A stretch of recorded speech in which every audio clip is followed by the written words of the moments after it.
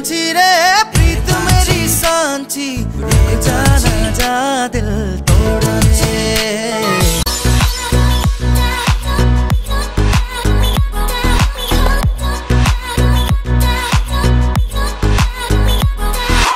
नमस्कार अসমবাসী ৰাইজ আজি আমাৰ মাজত উপস্থিত আছে সিদ্ধান্ত কলিতা তেওঁ উপস্থিত আছে এজন অভিনেতা হিচাপে সকলোৱে জানে বিশেষকৈ গান লগত আমি দেখা পাওঁ তেওঁক তো আজি আমি ফেস টু ফেস লগ পালো বহুত সৌভাগ্য বুলি ভাবো তো তেওঁৰ পৰা এটা মন্তব্য লৈ অভিনয় জগতৰ অনুভৱ কেনেকুৱা অভিনয় জগতৰ অনুভৱ সঁচাকৈ মোৰ কাৰণে বহুত ভাল বহুত ষ্ট্ৰাগল কৰি এইটো ইণ্ডাষ্ট্ৰীত আছোঁ আৰু ভাল লাগিছে ক্ৰেজি আছামিজ ইউটিউব চেনেল এটা আহিছে নতুনকৈ খুব ভাল প্ৰচেষ্টা লৈছে সিহঁতে তেখেতসকলে ছাপোৰ্ট কৰিব আৰু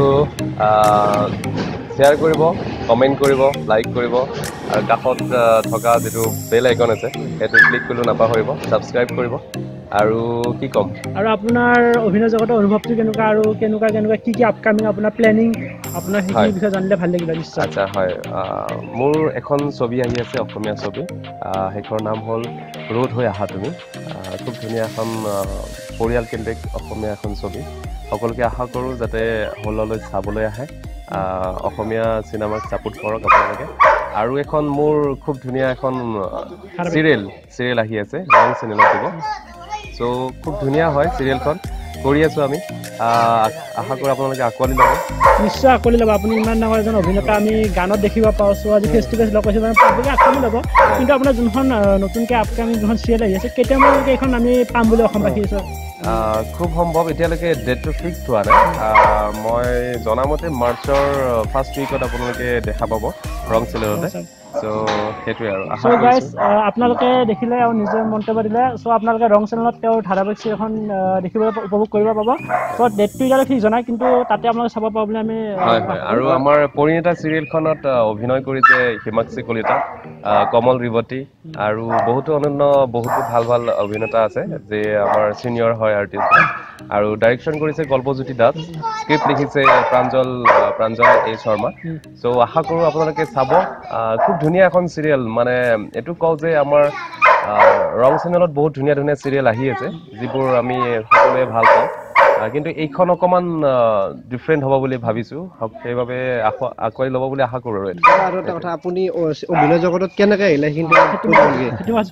আচ্ছা কেনেকৈ আহিলে মানে একচুৱেলি মই প্ৰথম মডেলিং লাইনত আছিলোঁ তেনেকৈ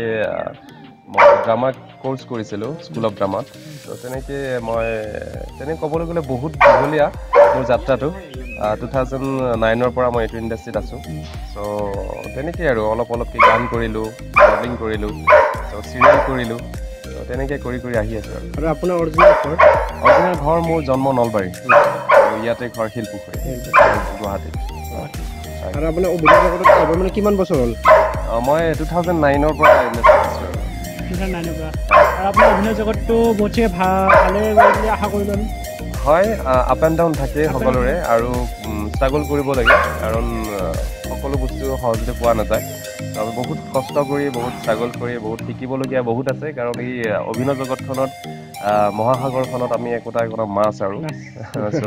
ট্ৰাই কৰি আছোঁ চেষ্টা কৰি আছোঁ আপোনালোকৰ মৰম দিব আশীৰ্বাদ দিব নিশ্চয় আমি সকলোৱে মৰম দিম সেইকাৰণে আজি আমি উপস্থিত ঘপককৈ আপোনাক ইয়াত চাডেনলি পাই পেলাই তথাপি থেংক ইউ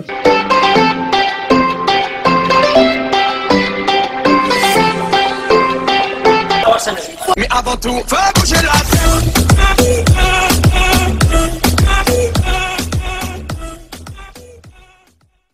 হেল্ল' গাইজ গুৱাহাটীত এটা নতুনকৈ কেবি ফটোগ্ৰাফাৰ খোলা হৈছে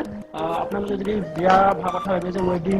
পাৰ্টি এনে ফটোশ্বুটৰ কাৰণে আপোনালোকে তেওঁলোকৰ লগত কণ্টেক্ট কৰিব পাৰে তেওঁলোকৰ নাম্বাৰটো আমাৰ তলত দিয়া হ'ল আপোনালোকে কণ্টেক্ট কৰি ল'ব